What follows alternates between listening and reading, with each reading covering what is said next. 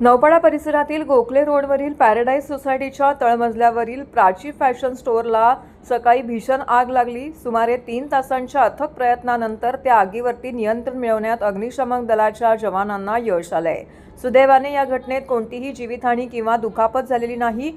नौपाडा परिसरातील गावदेवी मंदिराजवळ पॅराडाईज सोसायटीच्या तळ अधिक 9 मजली इमारतीच्या तळमजल्यावर सुमारे 2500 चौरस फूट क्षेत्रफळाच्या दुकानामध्ये आग लागल्याची माहिती ठाणे महानगरपालिका आपत्ती व्यवस्थापन कक्षाला मिळाली होती। घटनास्थळी अग्निशामक दल, आपत्ती व्यवस्थापन पथक, नौपाडा पोलीस, महावितरण कर्मचारी तसेच इतर यंत्रणा तातडीने घटनास्थळी धाव घेतली। त्यांनी त्या आगीवरती सुमारे सकाळी 8:40 वाजताच्या सुमारास नियंत्रण मिळवले। या आगीमध्ये संपूर्ण दुकान जळून खाक झालं असून मोठ्या प्रमाणात आर्थिक नुकसान झाल्याची प्राथमिक माहिती समोर आलेली आहे। सदर दुकान हे चेतन बोरीचा यांच्या मालकीचं आहे।